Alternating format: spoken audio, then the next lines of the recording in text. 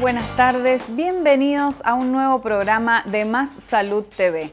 ¿Nos siguió esta semana a través de nuestras redes sociales? Espero que sí. Para eso tenemos Facebook, Instagram, también el canal de YouTube. Y si tiene alguna duda o inquietud puede comunicarse con nosotros al mail massaludtv2018@gmail.com. Y por supuesto todos los sábados a esta hora por la pantalla del 7. Hoy vamos a charlar sobre un tema muy importante que es el cáncer de próstata. El 11 de junio se celebra en todo el mundo el Día Internacional de Lucha contra esta enfermedad.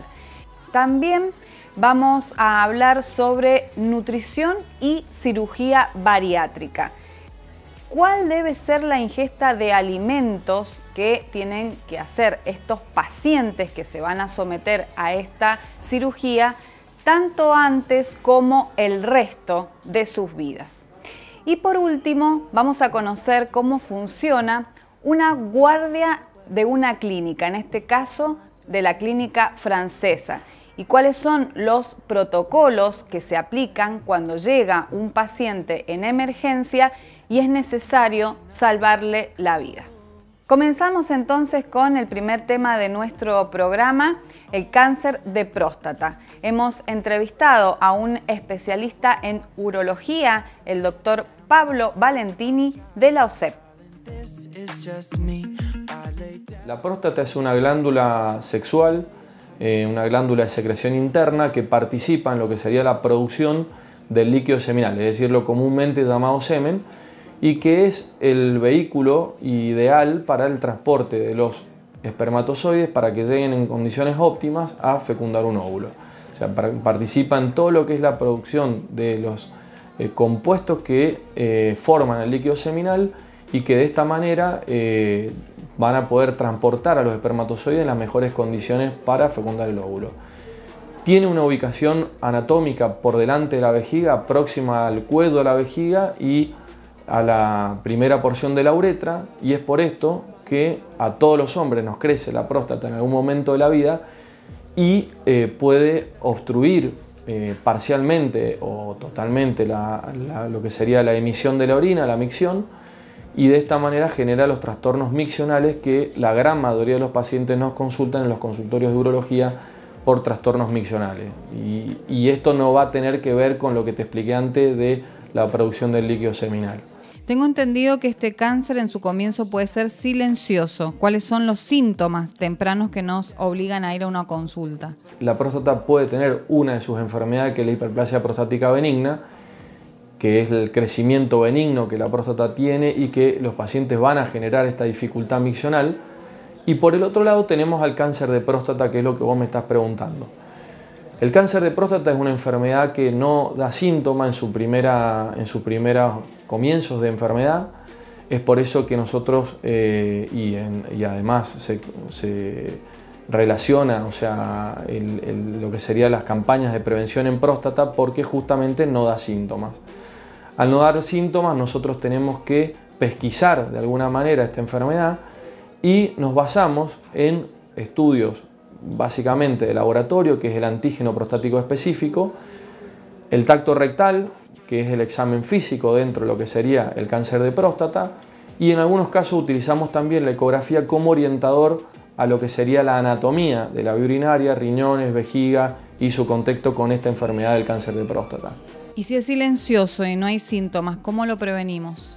Las campañas de prevención son importantes, o sea, nosotros tenemos a nuestros pacientes que nos consultan periódicamente, ya sea porque alguien les comentó, porque lo leyeron en algún diario, en programas como el tuyo, en el que se preconiza, o sea, los controles de la próstata, y de esta manera lo vamos a prevenir con exámenes de laboratorio que incluya el antígeno prostático específico o PSA, que también es comúnmente llamado, o técnicamente llamado, pero que se lo conoce ya hoy en la población, con examen físico, con seguimiento y en algunos casos, como te decía, con la ecografía, que también nos va a orientar en lo que sería la anatomía de la vía urinaria.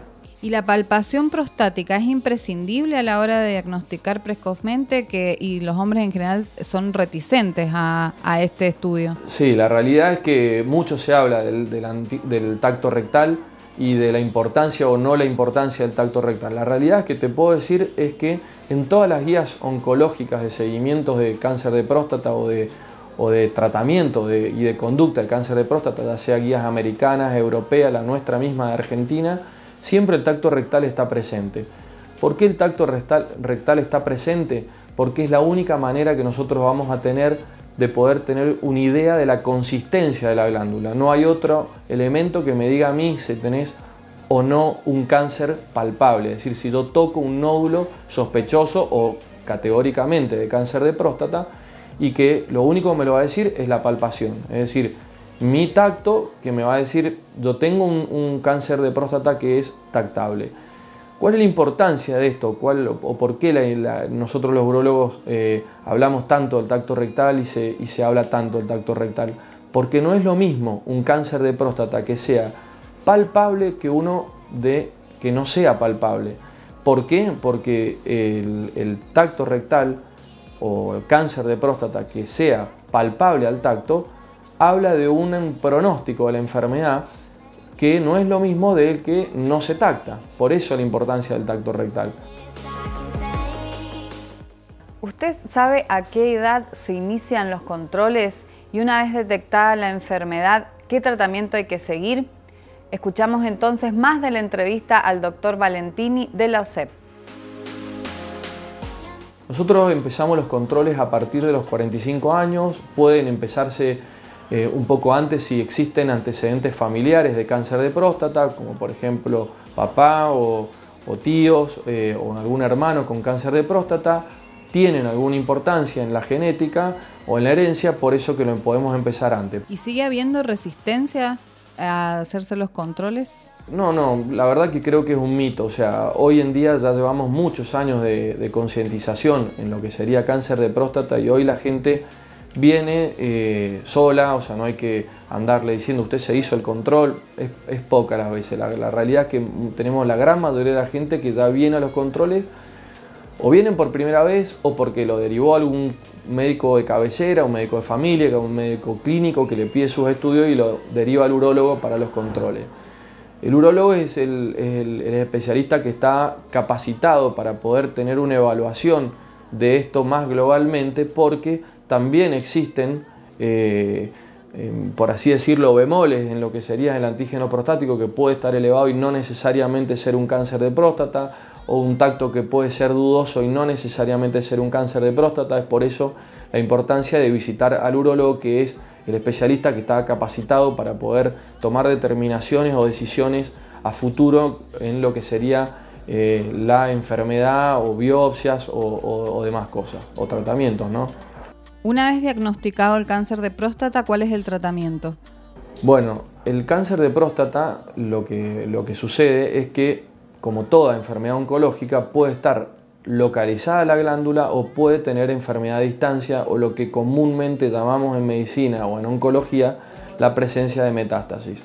Es decir, si tenemos un cáncer de próstata localizado o metastásico, los tratamientos son absolutamente distintos. En lo que sería un cáncer de próstata localizado, vamos a utilizar 3 estrategias terapéuticas, 2 las más importantes, que serían, por un lado, la cirugía, que es técnicamente llamada prostatectomía radical, y básicamente lo que hacemos es quitar la próstata con sus vesículas seminales, hacer un vaciamiento ganglionar inguinal ampliado y luego una reconstrucción de la uretra con la vejiga. Luego podemos ofrecerle los tratamientos con radioterapia, ya sea externa o braquiterapia con semillas, y que tiene también unos muy buenos resultados, es decir, en algunas series son comparables tanto la cirugía como la radioterapia.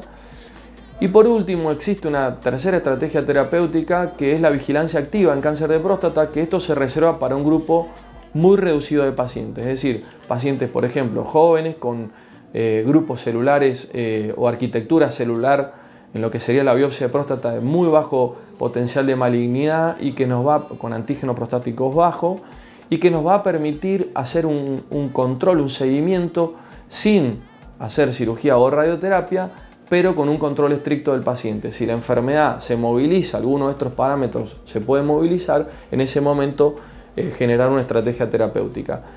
¿Qué se gana con esto? Se gana que el paciente no fue tratado durante un tiempo y luego se trata después de a lo mejor de algunos años, que se salva, por así decirlo, de empezar estos tratamientos. ¿Y el pronóstico de la enfermedad? Cuando el paciente ya tiene metástasis, el pronóstico de la enfermedad se empobrece. Hoy en día tenemos tratamientos para los pacientes que tienen cáncer de próstata metastásico, que básicamente lo que hacemos es bloquear la actividad de la hormona testosterona, que es la hormona sexual masculina por excelencia, que da actividad, o sea que nutre y mantiene en actividad el cáncer de próstata, que va a ser un tratamiento de paliación. No vamos a hacer curación con esto en este tipo de pacientes, y de esa manera poder postergar o retrasar el mayor tiempo posible de sobrevida. Está claro, si usted ha llegado a la edad que nos ha especificado el doctor, es hora de realizar un control. Vamos a volver en el próximo bloque con el tema nutrición y cirugía bariátrica. Quédese en la pantalla del 7.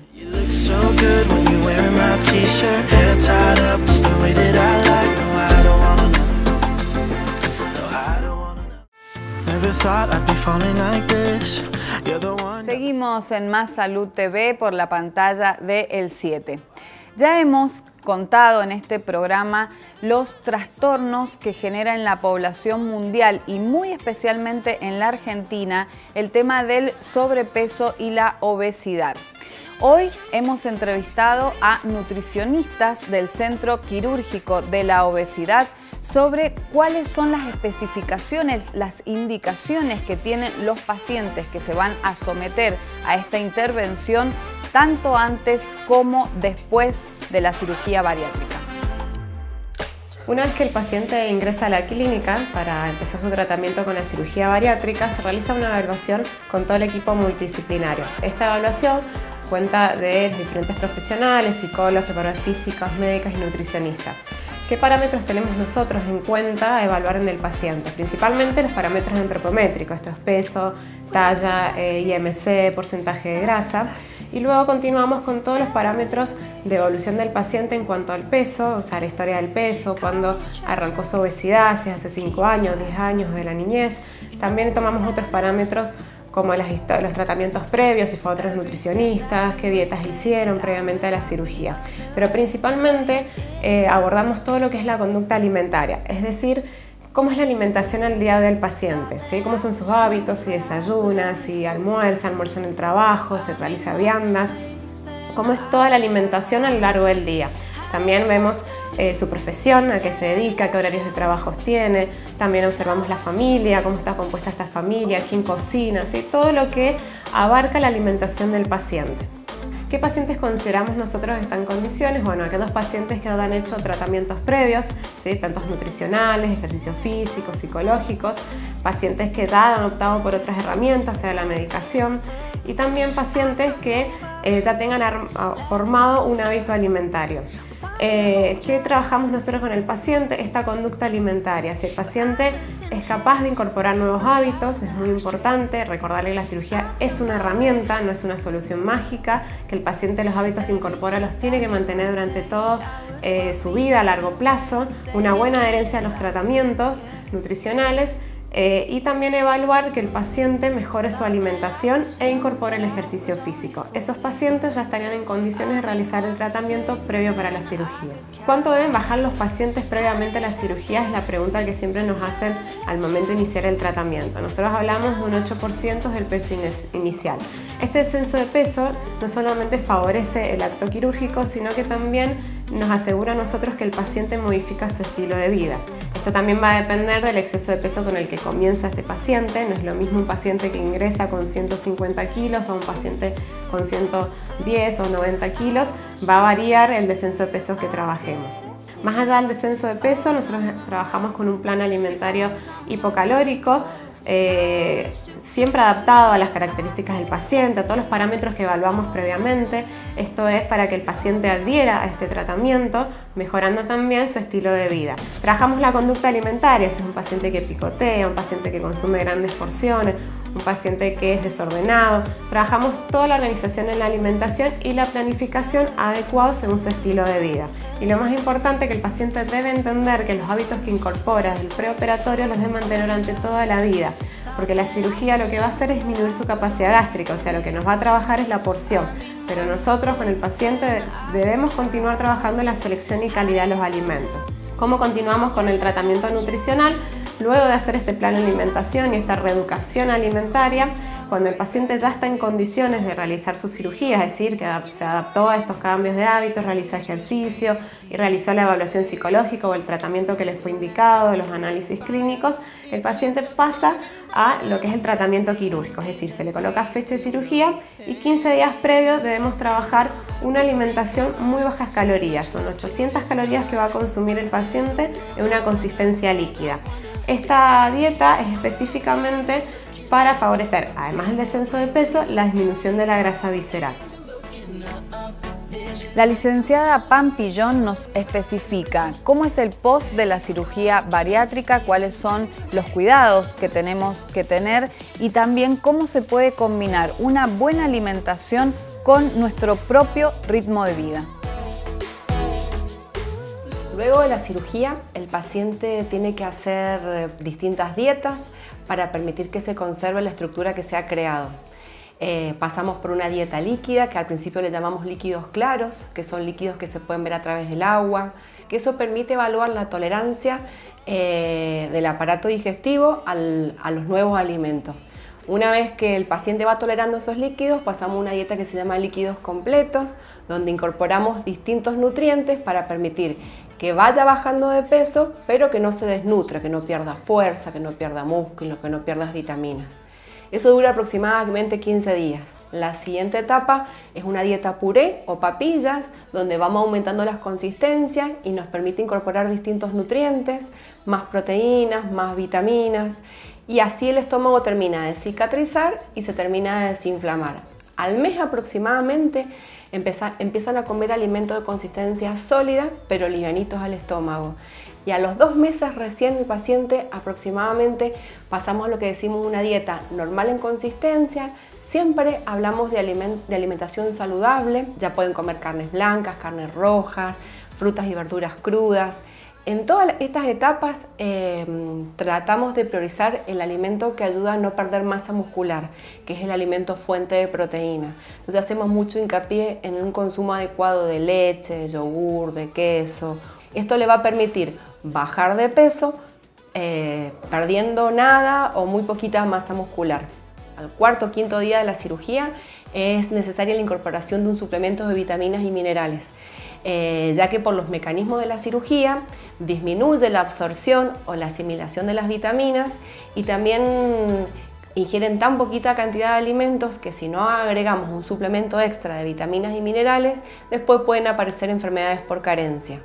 Para monitorear esto, cada 3 meses o cada 6 meses y más adelante una vez al año, se deben hacer análisis de sangre para ver si alcanzamos a aportar la cantidad suficiente de vitaminas y minerales y en el caso que sea necesario que haya un déficit se hace reposición.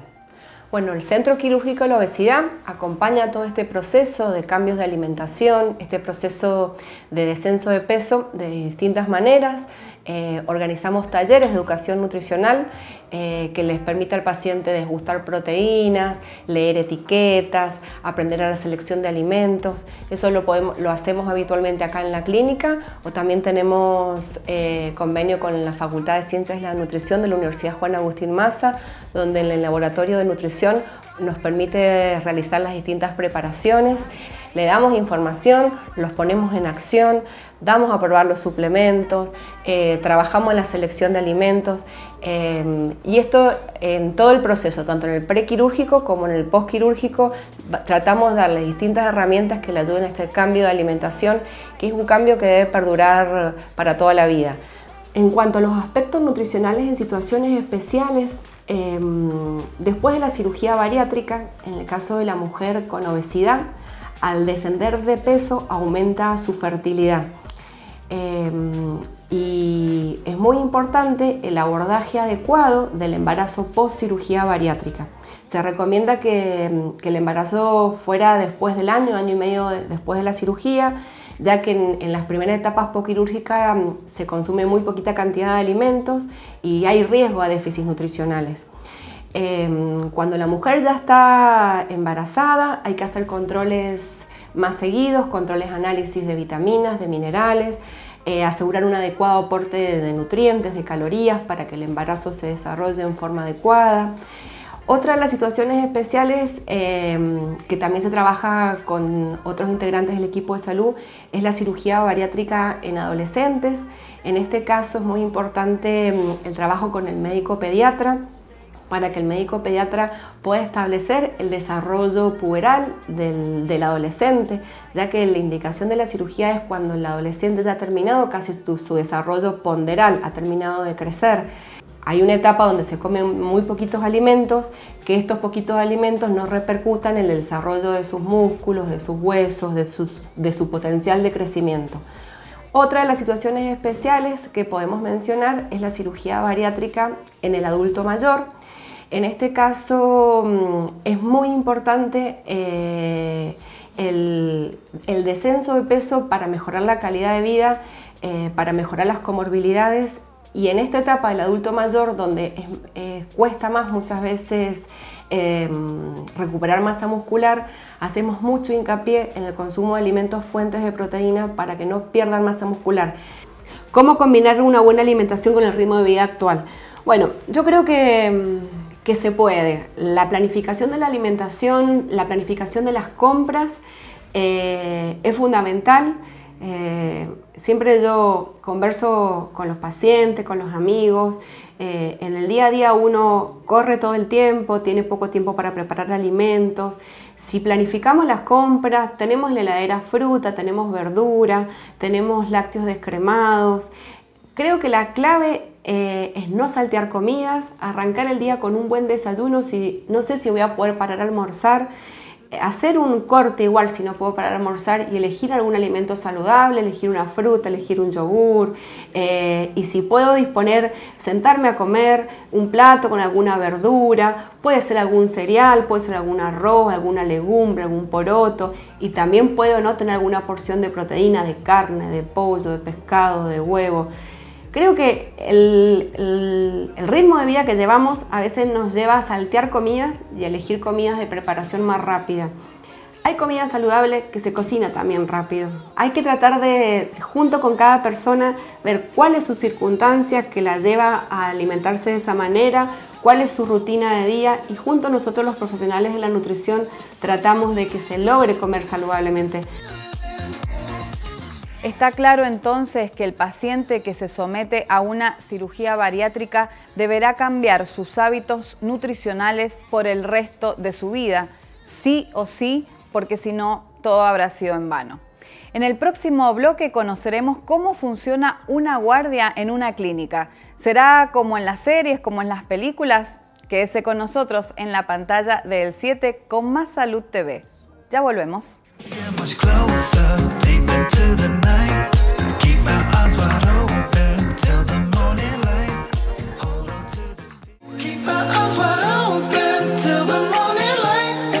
Hemos llegado al último bloque de Más Salud TV. Desde el principio le vengo diciendo que vamos a conocer cómo funciona una guardia, en este caso la de la Clínica Francesa. Bueno, en la Clínica Francesa tenemos atención de urgencias las 24 horas. Atendemos todo tipo de urgencias, sobre todo traumatológicas, pero también clínicas y quirúrgicas. El sistema de guardia de Clínica Francesa está diseñado como la mayoría de los sistemas de guardia de las clínicas modernas y se divide, por una cuestión de entendimiento fácil para la gente, en 3 colores. El rojo, que son las urgencias, que hay riesgo de vida. El amarillo, donde es importante que se atienda rápidamente, y el verde, que son los pacientes que pueden esperar.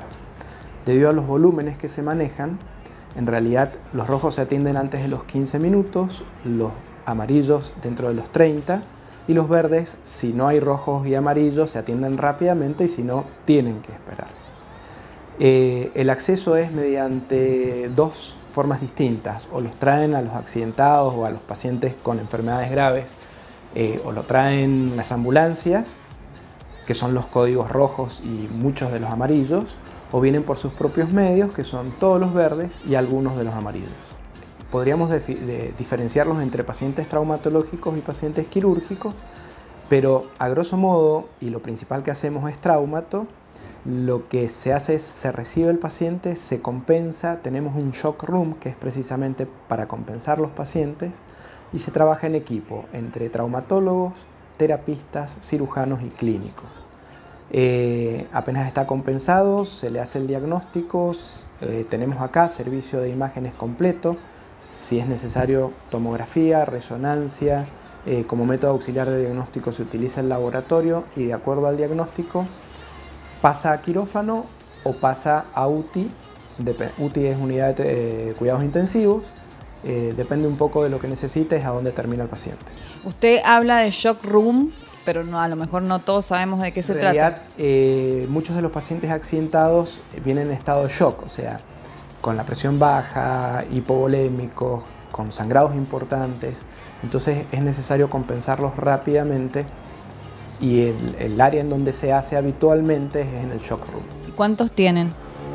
Tenemos 5 boxes y un shock room. ¿Cuántas consultas mensuales reciben?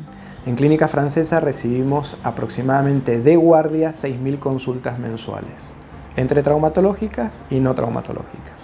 ¿Qué tipo de financiadores reciben? Prácticamente todos los financiadores de salud. Aproximadamente un 30% es la obra social provincial o SEP, otro 30% son accidentes laborales y el resto, el otro 40% está dividido entre prepagas y otras obras sociales. Tenemos una terapia intensiva muy moderna, inaugurada hace justo un año, con 10 boxes. Una de las características de nuestra terapia intensiva es que los pacientes están separados unos de otros, lo que disminuye el riesgo de infecciones, es más cómodo para los pacientes y es mucho más cómodo para trabajar, para que el equipo trabaje. Todo con equipamiento de última generación, todo con equipamiento que trajimos de Estados Unidos. La verdad es que funciona muy bien. ¿Quiénes son los profesionales que trabajan para el servicio de guardia? Bueno, en Clínica Francesa tenemos divididos los sistemas por servicios.